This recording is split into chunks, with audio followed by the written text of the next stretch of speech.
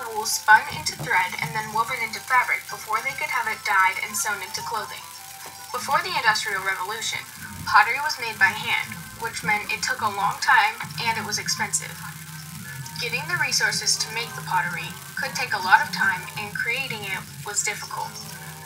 In 1793, 180,000 pounds of cotton were produced each year in the United States. By 1810, 93 million pounds of cotton were brought to harvest each year. Before the invention of the cotton gin, laborers had to pick out seeds from the cotton by hand, allowing them to only clean 1 pound of cotton per day.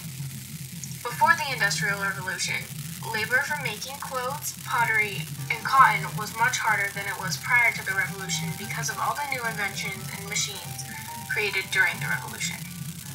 This all changed when the Industrial Revolution began in around the mid-1700s. Like Steve Jobs says, a lot of people in our industry haven't had very diverse experiences, so they don't have enough dots to connect, and they end up with very linear solutions without a broad perspective on the problem. The broader ones, understanding of the human experience, the better design will have. Yet this is not what happened during the Industrial Revolution.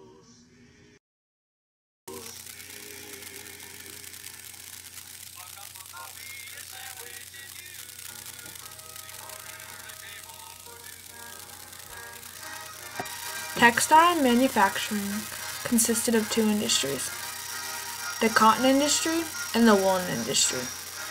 Mechanization of the cotton industry increased productively and also moved the industry from households to factories. Prior to the Industrial Revolution, the textiles industry was mainly domestic.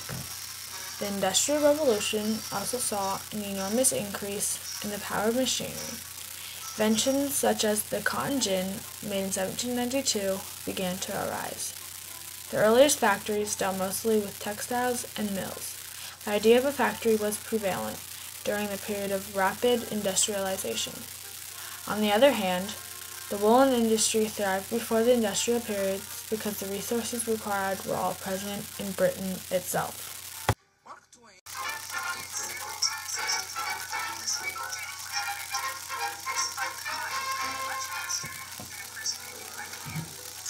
In 1764, the spinning jenny was invented. This spun the cotton thread much faster than a person could do by hand. Arkwright invented the water frame in 1769. This machine also spun thread, but it ran on water. The mule was invented by Samuel Crompton in 1785. It ran on water and combined the work of a loom and the spinning jenny. The cotton gin was invented by Eli Whitney in 1793. He invented the cotton gin after visiting his aunt's plantation and watching as the workers picked out each seed individually.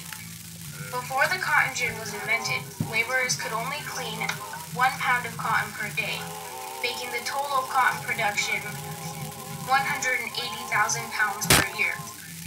After the cotton gin was used all throughout the United States, they were producing 93 million pounds of cotton.